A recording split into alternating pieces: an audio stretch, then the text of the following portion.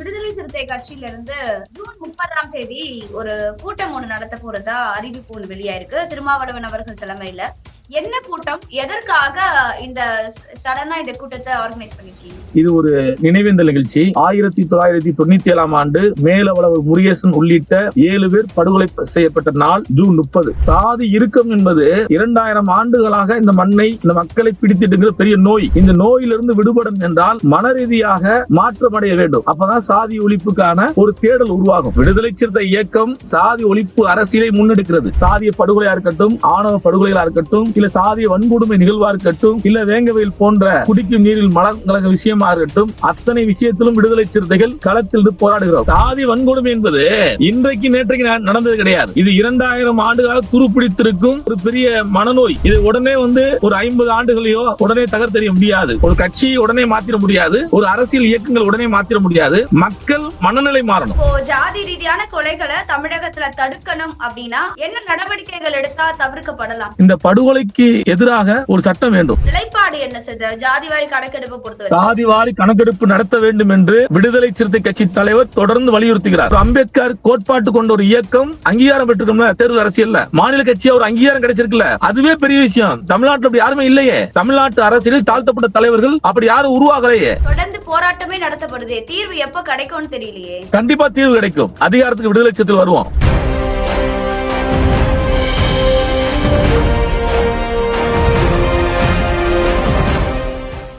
Globe 360 நேயர்களுக்கு வணக்கம். இன்னைக்கு நம்ம நிகழ்ச்சியில விடுதலை சிறுத்தை கட்சியின் மதுரை மண்டல செயலாளர் திரு மாலின் அவர்கள் இணைஞ்சிருக்காரு. வணக்கம் சார். வணக்கம்மா.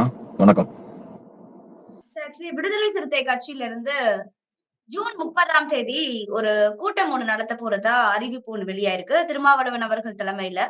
என்ன கூட்டம், எதற்காக இந்த சடனா இந்த கூட்டத்தை ஆர்கனைஸ் பண்ணிருக்கீங்க? இது சடனா நிகழ்ச்சி ஏற்பாடு கிடையாது. இது ஒரு நினைவேந்தல் நிகழ்ச்சி. மதுரை மாவட்டம் மேலூருக்கு அருகே உள்ள மேலவளவு கிராமத்தில் 1997ஆம் ஆண்டு பஞ்சாயத்து தலைவராக இருந்த மேலவளவர் முருகேசன் உள்ளிட்ட 7 பேர் படுகொலை செய்யப்பட்ட நாள் ஜூன் 30. இந்த நாளை ஆண்டுதோறும் விடுதலை சிறுத்தைகள் மாவீரர் நாள் என்றும் சாதி ஒழிப்பு போராளிகளுக்கு வீர வணக்கம் செலுத்துகின்ற நாளாகவும் கடைபிடித்து வருகிறோம். 26 ஆண்டுகளாக தலைவர் எழுச்சி தமிழர் இந்த நினைவேந்தல் நிகழ்வில் கலந்து கொண்டிருக்கிறார். அவர் தொடர்ந்து மேலவளவுக்கு ஆண்டுதோறும் வருகை தருவதுதான் இந்த நாள். இது திடுமென எடுத்த நிகழ்ச்சி அல்ல. இந்த ஜாதி ரீதியான கொலைகளா இருந்தாலும் சரி, இல்ல அதற்கு ஆதரவு தெரிவிக்கிற மாதிரி எந்த ஒரு சம்பவங்களுமே தமிழ்நாட்டுல நடந்துட்டு இருக்கு. அது இன்னும் அதிகரிச்சுட்டு தான் இருக்கு அப்படிங்கிறது நிறைய பேரோட கம்ப்ளைண்டா இருக்கு. சோ அப்படி இருக்கும் போது இன்னும் ஜாதி ரீதியான பிரச்சனைகள் எவ்வளவுதான் விடுதலை சிறுத்தை கட்சியில இருந்து நீங்க குரல் கொடுத்தாலும் அந்த பிரச்சனைகள் நடந்துட்டு தானே இருக்கு. இல்ல, சாதி இறுக்கம் என்பது 2000 ஆண்டுகளாக இந்த மண்ணை, இந்த மக்களை பிடித்திட்டு பெரிய நோய். இந்த நோயிலிருந்து விடுபடும் என்றால் மனிதன் மன ரீதியாக மாற்றமடைய வேண்டும். அப்பதான் சாதி ஒழிப்புக்கான ஒரு தேடல் உருவாகும். இங்க இருக்கிற மனிதர்கள் ஒரு சிலர் மன நோயாகவே சாதியை வைத்துக் கொண்டிருக்கிறார்கள். ஆகையால் தான் இன்றைக்கு கோவிலாங்குளம் பக்கத்தில் ஒரு அருந்தை வகுப்பை சேர்ந்த காதல் திருமணம் செய்த முயற்சித்ததற்காக அழகேந்திரன் என்ற ஒரு அருந்த இளைஞனை தலையெடுத்து படுகொலை செய்திருக்கிறார்கள் சாதி வெறியர்கள். ஏனென்றால் இது எந்த சாதிக்குள்ள நடந்தாலும் இப்படிப்பட்ட ஆணவ படுகொலைகள், சாதி வெறி படுகொலைகளை விடுதலை சிறுத்தை இயக்கம் தொடர்ந்து 33 ஆண்டுகளாக கண்டித்திருக்கிறது. அதற்காக களத்தில் போராடி இருக்கிறோம். தலைவர் எழுச்சி தமிழர் தொடர்ந்து அந்த போராட்ட களத்தை முன்னெடுத்திருக்கிறார். இன்னும் அந்த ஜாதி ரீதியான ஆணவ கொலைகள் குறிப்பிட்ட சொன்னோம்னா, ஆணவ கொலைகள் இன்னும் தமிழகத்துல குறிப்பா தென் மாவட்டங்கள்ல காணப்படுது. அதற்கான உதாரணமா நிறையவே சொல்லலாம் சார். ஒரு 2 மாதங்களுக்கு முன்பு கூட ஒரு ஆணவ கொலை அப்படின்றது நடத்தப்பட்டிருக்கு. நீங்க என்னதான் திமுகவுடைய கூட்டணி கட்சிகள்ல இருந்தாலும் இந்த மாதிரியான பிரச்சனைகளுக்கு இன்னும் விடுதலை சிறுத்தை கட்சி கொஞ்சம் வலுவா குரல் கொடுக்கணுமோ? விடுதலை சிறுத்தை இயக்கம் சாதி ஒழிப்பு அரசியலை முன்னெடுக்கிறது. இதுல எந்த அளவுக்கு மாற்றுக்கிறது கிடையாது. ஏனென்றால் ஒடுக்கப்பட்ட விளிம்பு நிலை மக்கள், அன்றாட உழைக்கின்ற மக்கள் எங்கெல்லாம் பாதிக்கப்படுகிறார்களோ அங்கெல்லாம் விடுதலை சிறுத்தைகள் தங்களுடைய அரசியல் கோட்பாட்டை, அந்த மக்களுக்கான அரசியல் புரிதலை ஏற்படுத்தி களமாடுகிறோம். சாதிய படுகொலையா இருக்கட்டும், ஆணவ படுகொலைகளா இருக்கட்டும், இல்ல சாதிய வன்கொடுமை நிகழ்வா இருக்கட்டும், இல்ல வேங்கவயல் போன்ற குடிக்கும் நீரில் மலம் கலங்க விஷயமா இருக்கட்டும், அத்தனை விஷயத்திலும் விடுதலை சிறுத்தைகள் களத்தில் போராடுகிறோம். ஆனால் திராவிட முன்னேற்ற கழகமோ, அண்ணா திராவிட முன்னேற்ற கழகமோ, வேற அரசியல் கட்சிகளோ இதில் முனைப்பு காட்டாதது வருத்தம் தான். எங்களுக்கு வருத்தம் அளிக்குது. ஏனென்றால் ஒரு அரசியல் கட்சி, அரசியல் இயக்கங்கள் இந்த சமூகத்திற்காக, தமிழ் சமூகத்திற்காக, இந்த மக்களுக்காக இருக்கிறோம் சொல்கின்ற இந்த இயக்கங்கள், கட்சிகள் சாதி ஆணவ படுகொலை நடக்கும் போதும் சாதி வெறியோடு இங்க நடக்கிற வன்கொடுமைகளுக்கு எதிராக குரல் கொடுக்க வேண்டும். அந்த குரல் அவர்கள் குரல் கொடுப்பாது விடுதலை சிறுத்தைகளில் என்னை போன்றவர்களுக்கு வருத்தம் தான் இருக்கு. இந்த மாதிரியான பிரச்சனைகள் கூட்டணியில இருக்கும் போதே நடக்குதே அப்படிங்கிற, ஏன்னா 2 MP போயிருக்கீங்க விடுதலை சிறுத்தை கட்சியில இருந்து. ரொம்ப ஸ்ட்ராங்கான 2 லீடர்ஸ் இருக்கும் போதும் இந்த மாதிரி ஆணவ கொலைகள் குறிப்பா தென் மாவட்டங்கள்ல அதிகரிச்சிருக்கு சார். சாதி வன்கொடுமை என்பது இன்றைக்கு நேற்றைக்கு நடந்தது கிடையாது. இது 2000 ஆண்டுகளாக துருப்பிடித்திருக்கும் ஒரு பெரிய மனநோய், மனிதன் மனதில் துருப்பிடித்திருக்கும் மனநோய். இது உடனே ஒரு 50 ஆண்டுகளையோ உடனே தகர்த்தெறிய முடியாது. புரட்சியாளர் அம்பேத்கர், தந்தை பெரியார் போன்றவர்கள் இந்த அரசியல் முன்னிறுத்தி பயணிச்சிருக்காங்க. அப்படிப்பட்ட களத்துல விடுதலை சிறுத்தைகள் இன்றைக்கு களமாடுகிறோம். இது காலத்தின் கட்டாயத்தால் மக்களுக்கு ஒரு விழிப்புணர்வு ஏற்படுத்தி ஒரு சீர்திருத்தத்தை உருவாக்கும். மக்கள் மனநிலை மாற வேண்டும். ஒரு கட்சியை உடனே மாத்திர முடியாது, ஒரு அரசியல் இயக்கங்கள் உடனே மாத்திர முடியாது. மக்கள் மனநிலை மாறணும். மக்கள் நம் வாழ்கின்ற பகுதியில் சாதி இல்லாமல், மதம் இல்லாமல், மனித நேயத்தோடு, மனித மாண்புகளோடு மற்றவர்களோடு அணுகணும், மற்றவர்களோடு பேசணும். அப்பதான் இது சாத்தியப்படும், இந்த சாதி ஒழிப்புங்கிறது. இல்லைன்னா இந்த இறுக்கம் கூடிக்கிட்டு தான் போகும். இன்றைக்கு இந்த இறுக்கம் கூடிக்கிட்டு போறதுக்கான சாட்சி நமக்கு வேங்கவேலை காட்டுது. இன்றைக்கு அந்த அருப்புக்கோட்டை பக்கத்துல கோவிலாங்குளம் அழகேந்திரனை காட்டுது. இன்றைக்கு 33 ஆண்டுகளுக்கு பிறகும் மேலவளவு, மேலூர் பகுதிகளில் சாதிய வன்கொடுமைகள் நடந்துகிட்டு தான் இருக்கு. இதை நாங்க எதிர்த்து தான் போராடிட்டு இருக்கோம். சரி, இப்போ ஜாதி ரீதியான கொலைகளை தமிழகத்துல தடுக்கணும் அப்படின்னா ஆளும் அரசா இருந்தாலும் சரி, கூட்டணி கட்சியா இருந்தாலும் சரி, என்ன நடவடிக்கைகள் எடுத்தா தவிர்க்கப்படலாம்? நாங்கள் ஆணவ படுகொலைக்கு எதிராக தடுப்பு சட்டம் கொண்டு வர வேண்டும் என்று தொடர்ந்து விடுதலை சிறுத்தைகள் குரல் கொடுத்துட்டு இருக்கோம். ஒரு ஆணவ தடுப்பு சட்டம் வேண்டும், ஆணவ படுகொலை எதிராக தடுப்பு சட்டம் வேண்டும் என்று. ஏனென்றால் தமிழ்நாட்டில் இந்தியாவை விட தமிழ்நாட்டுல மற்ற மாநிலத்தை விட தமிழ்நாடு ரொம்ப ஆணவ படுகொலைகள் ஒரு வாரத்துக்கு ஒரு படுகொலை நடக்கிற நிகழ்வா மாறிடுச்சு தமிழ்நாடு. அவ்வளவு பெரிய சாதி வன்மம் இங்க கூடிக்கிட்டே இருக்கு. அப்படின்றப்ப இந்த படுகொலைக்கு எதிராக ஒரு சட்டம் வேண்டும். ஏனென்றால் தமிழக முதலமைச்சர் சட்டமன்றத்தில் இப்போ நடந்த சட்டமன்றத்துல ஆணவ படுகொலை எல்லாம் அப்பெல்லாம் சட்டம் கொண்டு வர முடியாது ஏதோ சொல்லியிருக்காரு. அதை நாங்கள் வரவேற்கல. ஏனென்றால் அவர் சொல்லி அடுத்த நாள் தான் ஒரு படுகொலை, ஆணவ படுகொலை, ஒரு அருந்திர இளைஞன் அழகேந்திரன் தென் மாவட்டத்துல அருப்புக்கோட்டையில படுகொலை செய்யப்படுறான் காதல் செய்ததற்காக. அப்ப நீங்க இல்லைன்ற சொல்லப்பதான் ஒரு படுகொலை இங்க நடக்குது. ஒரு எளிய மக்கள் படுகொலை செய்யப்படுறான். ஏனென்றால் அந்த படுகொலையில் ஈடுபட்டவர்கள் இதற்கு முன்பாக பாலியல் வழக்குல இருக்காங்க. அப்ப மீண்டும் மீண்டும் இங்க கூலிப்படை கலாச்சாரங்கள், சாதிய படுகொலைகள் கூடிக்கிட்டு தான் அது குறையல. அப்ப இதை விடுதலை சிறுத்தைகள் புதிய ஆணவ படுகொலைகளுக்கு எதிராக சட்டம் கொண்டு வரணும்னு சொல்றோம். இப்ப சட்டம் கொண்டு வந்துட்டா மட்டும் இந்த மாதிரியான விஷயங்கள் மாறிடுமா? ஏன்னா கொலை செய்யப்படுறவங்க எல்லாருமே பாத்தீங்கன்னா பெரும்பாலும் ஷெட்யூல்டு கேஸ்ட், ஷெட்யூல்டு ட்ரைப், இந்த ஜாதியில இருந்து தான் சார் இருக்காங்க. இந்த சமூகத்தினருக்கு மட்டும் தொடர்ந்து இந்த மாதிரியான பிரச்சனைகள் ஏன் நடக்குது? இவனை அடிச்ச கேட்க ஆள் இல்ல. மற்ற சமூகம்லாம் ஒரு ஆதிக்க சமூகமாக இருக்கும், ஒரு ஆதிக்கத்தோட நடந்துக்குவாங்க. தாழ்த்தப்பட்ட மக்கள் மட்டும்தான், பட்டியலின மக்கள் மட்டும்தான் கேட்கறதுக்கு நாதிலா சமூகம். பொருளாதார ரீதியா, கல்வி ரீதியா, வேலை வாய்ப்பு ரீதியா பின்தங்கப்பட்ட சமூகம், கடைசியா இருக்க சமூகம். அப்ப இந்த சமூகத்தை அடிச்சா கேட்க மாட்டாங்க. இன்றைக்கு இப்படிப்பட்ட படுகொலைகள் வெளியே வந்ததுக்கு காரணமே சோசியல் மீடியா தான், சமூக ஊடகங்கள் தான். சமூக ஊடகம் இல்லைன்னா இன்றைக்கு நடந்த படுகொலை எல்லாம் வெளியே தெரியாம போயிருக்கும். குறிப்பா விடுதலை சிறுத்தைகள் இந்த 33 ஆண்டுகளா சாதிய படுகொலைகளுக்கும் ஆணவ படுகொலைக்கு எதிராக பல்வேறு போராட்டங்கள் எடுத்திருக்கோம். சாதிய ஆணவ படுகொலைக்கு எதிராக மாவட்டந்தோறும் போராட்டம் எடுத்திருக்கோம், தாலுகா அளவுல போராட்டம் எடுத்திருக்கோம், இன்றைக்கும் போராடிட்டு தான் இருக்கோம். ஒரு அரசியல் கட்சி அங்கீகரிக்கப்பட்ட அரசியல் கட்சியா மாறிடுச்சு. 25 ஆண்டுகள் தேர்தல்களத்தில் நிக்கிறோம். ஆனால் இருந்தாலும் விளிம்பு நிலை மக்களுக்காக, அவருடைய வாழ்வாதாரத்தை பாதுகாப்பதற்காக, சாதிய வன்கொடுமையில இருந்து ஒரு பாதுகாத்திட நாங்க போராடிட்டு தான் இருக்கோம். இந்த போராட்டம் நீண்டுதான் இருக்கு, நீண்டுட்டே போகுது. இல்ல சார், போராட்டம் மட்டுமே தீர்வாகுமானா அது கிடையாது இல்லையா? போராட்டத்தையும் தாண்டி அடுத்தடுத்த முன்னேற்பாடுகளை எடுக்கணும் இல்ல? சோ வெறும் போராட்டம் மட்டுமே விடுதலை சிறுத்தை கட்சிகள் வெறும் போராட்டம் மட்டும் செய்யும் அப்படின்னு நம்ம சொல்ல முடியாதுல்ல. நாங்க ஆட்சி அதிகாரத்துல இல்ல, நாங்க ஒரு ஆட்சி அதிகாரத்துல இருந்தா சட்டமன்றத்துல எங்களுடைய குரல் வலிமையா இருக்கும். கூட்டணி கட்சி, அதனால பெரும்பான்மை இல்ல. இல்லங்க, பெரும்பான்மை இல்ல, 4 சட்டமன்ற உறுப்பினர் தானே. பெரும்பான்மை இல்ல அப்படிதான் சார். இப்ப பெரும்பான்மை இல்ல அப்படின்னா உங்க கூட்டணி கட்சிக்கு விடுதலை சிறுத்தைகள் அதிகாரம் இல்லன்னு நினைக்கிறீங்களா? இல்ல, அதிகாரம், எங்களுடைய குரலை தமிழக முதலமைச்சருக்கு தொடர்ந்து வலியுறுத்திட்டு தான் இருக்கோம். தலைவர் எழுச்சி தமிழர் எங்களுடைய குரலை முதலமைச்சருக்கு சொல்லிட்டு தான் இருக்காரு. எங்கள் குரல் சட்டமன்றத்தில் ஒலிக்குது, அதுல மாற்றுகிறது இல்லை. ஆனால் நாங்கள் அதிகாரத்தில் இருந்தால் இப்படி ஆணவ படுகொலைக்கு எதிராக சட்டம் கொண்டு வருவோம்ல, நாங்கள் சிறப்பு சட்டம் கொண்டு நிப்பாட்டுவோம்ல. இதை நான் சொல்றேன், ஏன் சொல்றேன்னா, நாங்கள் அதிகாரத்துக்கு வரல, நாங்கள் அதிகாரத்தில் இருந்தால் இங்கு சட்டத்தை ஏற்றப்படும், எங்களுடைய குரல் இன்னும் வலிமையா இருக்குங்கிறோம். நாங்க ஒரு அமைச்சரா இருந்தா இது நடக்குமா இன்னைக்கு?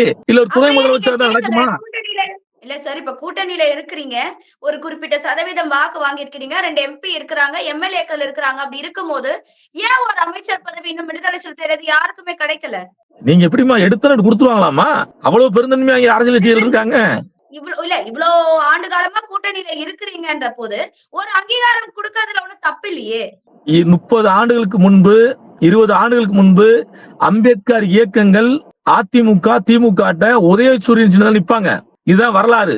சேக்கு தமிழரசனா இருக்கட்டும், மற்ற கட்சி தலைவர்களா இருக்கட்டும், யாரா இருந்தாலும் அம்பேத்கர் இயக்கங்கள் ரெட்டலையிலும் உதயசூரியன் நிப்பாங்க. விடுதலை சிறுத்தைகள் வந்த பிறகுதான் சொந்த சின்னத்தில் நிக்கிறோம், சொந்த சின்னத்தில் நிக்கிறோம். மாற்றம் இது என்னன்னா வந்துட்டு ஒரு அம்பேத்கர் கோட்பாட்டு கொண்ட ஒரு இயக்கம் இன்றைக்கு சொந்த சின்னத்தில் நின்று இன்றைக்கு தேசிய அங்கீகாரம் பெற்றிருக்கோம்ல. தேர்தல் அரசியல்ல மாநில கட்சியா ஒரு அங்கீகாரம் கிடைச்சிருக்குல்ல, அதுவே பெரிய விஷயம். தமிழ்நாட்டுல அப்படி யாருமே இல்லையே. தமிழ்நாட்டு அரசியலில் தாழ்த்தப்பட்ட தலைவர்கள் அப்படி யாரும் உருவாகலையே. அப்ப அதுவே ஒரு பெரிய விஷயம் தானே இன்னைக்கு இருக்க ஒரு அரசியல் சூழல்ல, இந்த நெருக்கடியான காலத்துல. அப்ப எங்களுடைய அரசியல் என்பது மெல்ல மெல்ல நகர்ந்துட்டு இருக்கு. நாங்கள் இந்த நாட்டை ஆள வேண்டும் என்று ஆசை இருக்கு. விடுதலை சிறுத்தையின் தலைவர் எழுச்சி தமிழர் இந்த நாட்டுடைய முதலமைச்சரா வர வேண்டும் என்ற கனவு எங்களுக்கு இருக்கு. நாங்க அதை நோக்கி நகர்றோம். அப்ப நாங்கள் அதிகாரத்துக்கு வரும்போது இப்படிப்பட்ட ஆணவ படுகொலைக்கு எதிராக, சாதி வெறி படுகொலைக்கு எதிராக சட்டம் கொண்டு வருவோம். இல்ல சார், இப்போ ஆட்சி அதிகாரம் ஒரு பக்கம் இருக்கட்டும், கூட்டணி மறுபக்கம் இருக்கட்டும். விடுதலை சிறுத்தை கட்சிகளுக்கு ஆட்சி அதிகாரம் இல்லை, ஆனால் கூட்டணியில இருக்கிறோம். கூட்டணியில இருக்கும் போது ஒரு விஷயம் தவறு அப்படின்னு ஆளும் அரசால முடிவெடுக்கப்பட்ட அதற்கு எதிர்த்து நாங்க போராடுவோம் அப்படின்ற நிலைப்பாடுதான் விடுதலை சிறுத்தைக்கு இருக்கும். போராடுறோம்ல. இன்னைக்கு கள்ளக்குறிச்சியில, கருணாபுரத்துல 50க்கு மேற்பட்ட கள்ளச்சாராயத்தால் இறந்த அந்த குடும்பங்களுக்கு ஆதரவாக நாங்க சென்னையில போராட்டம் நடத்தினோம்ல 24ஆம் தேதி. ஆனா அந்த போராட்டத்துக்கே முதல்ல அனுமதி கொடுக்கப்படலையே, மறுக்கதானப்பட்டுச்சு. கூட்டணி கட்சிக்கு இந்த நிலைமை தானே? இல்ல, நீ அனுமதி மறுக்கப்பட்டாலும் தடையை மீறும் சொல்லிட்டாங்க. நாங்கள் தொடர்ந்து வேங்கவேலா இருக்கட்டும், மற்ற கள்ளக்குறிச்சி இந்த விஷ சாராய மரணங்களா இருக்கட்டும், மதுரையில கடந்த வாரம் 1 வார காலம் விடுதலை சிறுத்தைகள் மதுரை தீர்த்தக்காடு இலவச வீட்டுமனை பட்டா கேட்டு ஒரு வார காலமாக சாகுவரை போராட்டம் நடத்தினோம். 2 நாட்கள் பேச்சுவார்த்தை பண்ணி அந்த வாபஸ் வாங்கினோம். ஜூன் 30 வருது, தலைவர் வராரு, ஆகையால் நாங்க செஞ்சு தர சொன்னாங்க, அதுல வாபஸ் வாங்கினோம். இப்ப என்னன்னா தொடர்ந்து நாங்க போராடிட்டு தான் இருக்கோம். ஒரு தலைமுறையே போராடிட்டு தான் இருக்கு. எங்களுடைய குரலை நாங்க வலிமையா பேசிட்டு தான் இருக்கோம். காலம் தான் அது தீர்வு சொல்லணும். தொடர்ந்து போராட்டமே நடத்தப்படுது, தீர்வு எப்ப கிடைக்கும்னு தெரியலையே. கண்டிப்பா தீர்வு கிடைக்கும். அதிகாரத்துக்கு விடுதலை சிறுத்தை வருவோம். விடுதலை சிறுத்தை கட்சி தலைவர் எழுச்சி தமிழர் அதிகாரத்துக்கு வருவார், இந்த நாட்டை ஆளுவார். அது நடந்தே தீரும். ஏனென்றால் தலைவர் எழுச்சி தமிழர் அவர்கள் 90 தொடக்கத்தில் அடங்கமறு அத்துமீறி என்று சொன்னார். அடங்க மறுத்தோம். பல்லாயிரக்கணக்கான பேர் பொய் வழக்குல சிறைக்கு போனோம். அதே தலைவர் தான் கடைசி மனிதனுக்கும் ஜனநாயகம், எளிய மக்களுக்கு அதிகாரம் என்று சொன்னார். 4 சட்டமன்ற உறுப்பினர்கள், 2 நாடாளுமன்ற உறுப்பினர்கள், 1000க்கு மேற்பட்ட உள்ளாட்சி பிரதிநிதிகள், கடலூர்ல ஒரு துணை மேயர், இன்றைக்கு உள்ளாட்சி பிரதிநிதிகளாகவும் சட்டமன்ற உறுப்பினராகவும் நாடாளுமன்ற உறுப்பினராக விடுதலை சிறுத்தைகள் இருக்கோம். ஆனால் எங்களோடு ஆரம்பிக்கப்பட்ட கட்சிகள், எங்களோடு பயணம் செய்த இயக்கங்கள் இன்றைக்கு தமிழக அரசியலில் காணா. தமிழக அரசியல் அவங்க எங்க தெரியல. இன்னைக்கு விடுதலை சிறுத்தை இயக்கம் எந்த முதலாளிகள் பின்புலம் இல்லாமல் இந்த 33 ஆண்டுகளாக புரட்சி அம்பேத்கர், தந்தை பெரியார், மேதகு பிரபாகரன் அவருடைய கோட்பாட்டு அரசியலை வலிமையாக பேசிட்டு இருக்கான். அப்படி ஒரு பேர் இயக்கமாக விடுதலை சிறுத்தைகள் இருக்கு. இன்றைக்கும் இந்தியாவில் நடந்து முடிந்த நாடாளுமன்ற தேர்தலில் 5 மாநிலங்களில் போட்டிட்டு இருக்கோம். 5 மாநிலங்களை விடுதலை சிறுத்தை போட்டி போட்டிருக்கோம். கணிசமான வாக்கு வாங்கியிருக்கோம். தலைவர் எழுச்சி தமிழர் இந்தியா முழுக்க, ஆந்திரா, கர்நாடகா, கேரளா சார், மற்ற மாநிலங்களையும் பானை சின்னத்துல தான் போட்டிட்டீங்களா, இல்ல அந்தந்த மாநில சின்னங்களோட போட்டிட்டீங்களா? அந்தந்த மாநிலத்துக்கு ஏற்ற சின்னங்களை வாங்கி சுயேட்சா போட்டிட்டோம். தலைவர் எழுச்சி தமிழர்கள் இந்தியாவில் கணிசமான வாக்கு தான். ஒரு அறிமுகம் தானே. ஒரு அறிமுகம் தானே. ஏன்னா தமிழ்நாட்டை தாண்டாத கட்சிகள் எல்லாம் விட விடுதலை சிறுத்தைகள் போட்டிட்டு இருக்கோம். மும்பையில போட்டிட்டு இருக்கோம், கேரளால போட்டிட்டு இருக்கோம், ஆந்திரா, கர்நாடகா போட்டிட்டு இருக்கோம், தெலுங்கானா போட்டிட்டு இருக்கோம். தலைவர் எழுச்சி தமிழர் இந்தியாவில் ஒரு அறியப்பட்ட தலைவராக வந்திருக்காரு. இன்னைக்கு இந்திய நாடாளுமன்றத்துல அவர் குரல் கேட்கின்ற ஒரு வலிமையை உருவாக்கி இருக்காரு. அப்படிப்பட்ட ஒரு தலைமை உருவாயிருக்கு தமிழ்நாட்டு அரசியல இருந்து ஒரு புதிய தலைமை. அப்ப இந்த தலைமை, தலைவர் எழுச்சி தமிழர் தலைமை இந்த நாட்டை ஆள வேண்டும் என்பது விடுதலை சிறுத்தை இருக்கிற கடைகோடி தொண்டனுடைய கனவாக இருக்கு. சார், அப்படி இருக்கும்போது ஜாதிவாரி கணக்கெடுப்பு பத்தி சட்டமன்றத்துல பேச்சு எழும்போது எல்லா கட்சிகளும் ஆதரவு தெரிவிக்கும் போது விடுதலை சிறுத்தை கட்சிகளும் ஆதரவு தெரிவிச்சிருக்காங்க. ஆனா நிலைப்பாடு என்ன சார்? ஜாதிவாரி கணக்கெடுப்பு பொறுத்தவரை ஜாதிவாரி கணக்கெடுப்பு நடத்த வேண்டும் என்று விடுதலை சிறுத்தை கட்சி தலைவர் தொடர்ந்து வலியுறுத்துகிறார். இதுல எங்களுக்கு எந்த மாற்று கருத்து கிடையாது. ஆனா அந்த பேச்சு தனி தீர்மானமா அதை இயற்றப்பட்டதுக்கு அப்புறம் தான் அதை மற்ற கட்சிகள் பேசுறாங்களே. அதை முன்னெடுத்து ஏன் முன்னாடியே விடுதலை சிறுத்தையில இருந்து பேசல? ஏமா, நாங்க கூட்டணியில இருக்கோம். கூட்டணியில் இருக்கும் போது நாங்க எங்களுடைய கோரிக்கைகளை கடிதமாக முதலமைச்சர் சொல்ல வேண்டிய இடத்துல நிக்கிறோம். நாங்க சட்டமன்றத்துல பேசணும் அவசியம் கிடையாது. நாங்க முதலமைச்சரை சந்திக்கும் போது நேரடியாவே பேசுவோம். இந்த விஷயத்த செய்யுங்க, இதை பண்ணி கொடுங்கன்னு கேட்போம். நாங்க சட்டமன்றத்துல பேச வேண்டிய தேவை எங்களுக்கு கூட்டணியில இருக்கோம். இந்த திமுக அரசு ஆள்றதுக்கு காரணம் விடுதலை சிறுத்தையின் பங்களிப்பு. அதே மாதிரி கூட்டணியில இருக்கிற உங்களுக்கு தானே போராட்டத்திற்கு அனுமதி மறுக்கப்பட்டிருக்கு. அப்ப இதையும் சொல்றீங்க, அதையும் சொல்றீங்க. அப்புறம் மக்கள் எதை எதிர்ப்பு? ஒரு விஷயம் இங்க சில உளவுத்துறை அதிகாரிகள், காவல்துறை அதிகாரிகள் RSS கும்பல், பாஜக கும்பலுக்காக ஆதரவாக செயல்படுறாங்க. இன்ஸ்பெக்டர், ஆய்வாளர் முதற்கொண்டு, கடைநிலை ஊழியர், காவலர் முதற்கொண்டு இங்கு RSS மணலைக்கு போயிட்டாங்க. பாஜகவுடைய அடிமையாக மாறிட்டாங்க அதிகாரிகள் எல்லாம். அதை எதிர்க்கனால எங்களை அவங்க எதிர்க்கிறாங்க. அதனால இது அரச குற்றம் சொல்றது பெருசா கிடையாது. காவல்துறையில இருக்க சில கருப்பு ஆடுகள் எங்களுக்கு எதிராக இப்ப வரைக்கும் களமாடுறாங்க, எதிராக நிக்கிறாங்க. நாங்கள் அவர்களை எதிர்த்து போராடுறோம். காவல்துறை முதலமைச்சரோட நேர் கட்டுப்பாட்டுல இருக்க ஒரு துறையாச்சு சார். முதலமைச்சரை மீறிய காவல்துறை செயல்படுதுமா? உண்மைமா இது? மீறி ஒரு காவல்துறை செயல்படும் சொல்றது அது நம்புற மாதிரி இருக்கா இல்லையா? ஏமா, முதலமைச்சருக்கு சரியான தகவலை சொல்ல மாட்டாங்க காவல்துறை அதிகாரிகள். முதலமைச்சருக்கு காவல்துறை அதிகாரிகள் தான் சொல்லணும் இல்லையா சார்? முதலமைச்சருக்கு தகவலை சொல்லக்கூடிய நிறைய அதிகாரிகள் தலைமைச் செயலகத்துல இருப்பாங்க. அப்படி பாத்தீங்கன்னா கள்ளக்குறிச்சி மரணம் என்பது 50க்கு மேற்பட்ட அந்த விஷசாராய மரணம் என்பது எப்படி சாராயம் விற்கிற அந்த கோவிந்தகுட்டி, கண்ணுக்குட்டி என்ற கோவிந்தன் தெரியாம இருந்திருப்பாரு? 25 ஆண்டு சாராயம் விற்கிறார் அவரு. உளவுத்துறை தெரியாதா? உளவுத்துறை தெரியாதா? அதுல திமுக நிர்வாகிகளும் இருக்கிறாங்க, அது முதலமைச்சருக்கு தெரியாதா? இல்லமா, சொல்லணும்ல. உளவுத்துறை ரிப்போர்ட் போடணும்ல. அவன் திமுக மட்டும் இல்ல, அதிமுக விக்கிறான். அதிமுக வந்தாலும் விக்கிறான். எந்த கட்சிங்க நாட்டை ஆண்டாலும் சாராயம் விக்கிறான்ல, கள்ளச்சாராயம். கண்ணுக்குட்டி நேத்து வைக்க சாராயம் விக்கல. திமுக ஆட்சிக்கு வந்தாலும் சாராயம் விக்கல. அவர் அதிமுக வித்திருக்காரு, சாராயம் வித்திருக்காருல. அவர் மேல 30க்கு மேற்பட்ட வழக்கு இருக்கு, சாராய வழக்கு. அப்ப உளவுத்துறை அதிகாரிகள், காவல்துறை அதிகாரிகள் லஞ்சம் வாங்குறான். லஞ்சம் வாங்கிட்டு சாராயத்தை விற்க சொல்றான். இங்க அப்ராணி ஹெல்மெட் இல்லாம போனா நிப்பாட்டுறான். ஒரு சாமானிய மனிதர்கள் ஹெல்மெட் இல்லாம போனா நிப்பாட்டிக்கிட்டு 1000 சோதனை. ஹெல்மெட் இருக்கா, ஆர்சி புக் இருக்கா, லைசன்ஸ் இருக்கான்னு சொல்லிட்டு சாராயம் விக்கிறவன விட்டுறான், கஞ்சா விக்கிறவன விட்டுறான். இன்றைக்கும் தமிழ்நாடு போதை மாநிலமா மாறிட்டு இருக்கு. அதான் தலைவர் எழுச்சி தமிழர் சொன்னாரு, மதவெறியை விட மதுவெறி கூடிக்கிட்டு இருக்குன்னாரு. இன்றைக்கு 18 வயசுல இருக்க குழந்தைகள், மாணவர்கள் இன்றைக்கு மது பழக்கத்துக்கு அடிமையாயிட்டாங்க. கஞ்சா போதைகளுக்கு பள்ளிக்கூடத்துல இன்றைக்கும் கஞ்சா போதைக்கு அடிமையாயிட்டாங்க பள்ளிக்கூடம் படிக்கிற மாணவர்கள். இன்றைக்கு அவ்வளவு மோசமா அந்த நாடு போய்கிட்டு இருக்கு. ஆனால் அதிகாரத்தில் இருக்கிற அதிகாரிகள், உயர் பதவியில் இருக்கிற அதிகாரிகள் இதை கண்டும் காணாம இருப்பதுதான் இந்த அரசு கெட்ட பேர். இதை முதலமைச்சர் கவனத்தில் கொள்ளணும் நோக்கம். சார், நீங்க ஒண்ணு சொல்லும் போது குறிப்பிட்டீங்க, இந்த ஜாதி வாரி கணக்கெடுப்பு நாங்க சட்டமன்றத்துல தான் பேசணும்னு அவசியம் இல்ல, நாங்க முதலமைச்சரை நேராவே சந்திச்சு நாங்க கடிதமோ இல்ல எங்களுடைய கோரிக்கை மனுவோ அளிப்போம் அப்படின்னு சொல்லியிருந்தீங்க. அளிச்சிருக்கீங்க. அப்படி இருக்கும்போது பூரண மதுவிலக்கு அமல்படுத்தணும் தமிழகத்துல தானே போராட்டத்துல முன் வச்சீங்க. அத கூட நீங்க ஒரு முதலமைச்சருக்கு ஒரு கோரிக்கை மனுவாவே கொடுக்கலாமா? ஒரு போராட்டம் பண்ண வேண்டிய அவசியம் என்ன இருக்கு? கொடுத்தாச்சு. எங்களுடைய சட்டமன்ற உறுப்பினர் அண்ணன் சிந்தனை செல்வம் கொடுத்துட்டாரு. கள்ளக்குறிச்சி விஷயம் கொடுத்துட்டாரு. நாங்க இப்ப மட்டும் இல்ல, போராட்டம் என்பது மக்களை விழிப்புணர்வுபடுத்துறதுக்கு தான். மக்களை விழிப்புணர்வுபடுத்துவதற்கு, காவல்துறை அதிகாரி கண்டிப்பதற்கு, காவல்துறையில் இருக்கும் கருப்பு ஆடுகளை கண்டிப்பதற்கு. அதனால் கூட்டத்தில் இருக்கும் அமைதியா இருக்க முடியாது.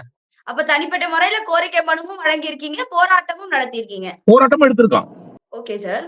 இப்ப அடுத்த கட்ட நகர்வு என்னவா இருக்கும் விடுதலை சிறுத்தை கட்சியில இருந்து? விடுதலை சிறுத்தை இயக்கம் 2026 நோக்கி பயணம் செய்யறோம்.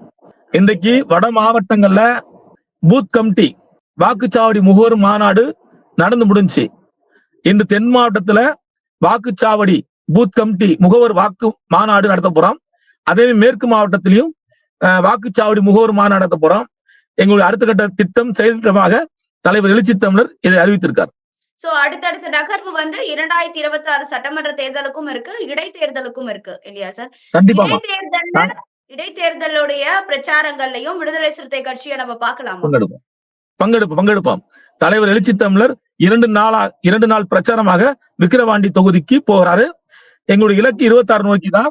26க்குள்ள நாங்க வந்து தமிழ்நாட்டுல எங்களுடைய பூத் கமிட்டி வாக்குச்சாவடி முகவர்களை பலப்படுத்துற வேலையை செயல் திட்டமா வச்சிருக்கோம்.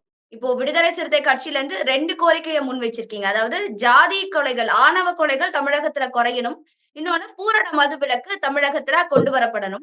இந்த 2 கோரிக்கைகளையும் முன் வச்சிருக்கீங்க. இப்போ நடக்க போற நினைவேந்தல் நிகழ்ச்சியும் ஒரு ஆணவ கொலைய இதுக்கப்புறம் ஆணவ கொலைகள் தமிழகத்துல நடக்க கூடாது அப்படின்றதுக்காக தான் இல்லையா சார்? கண்டிப்பா உண்மைதான். ஏன்னா வந்து இன்றைக்கு சாதிய படுகொலைகள் இன்றைக்கு கூடிக்கிட்டே இருக்கு. அதற்கு ஒரு சிறப்பு சட்டம் தமிழ்நாட்டுல கொண்டு வரணும்.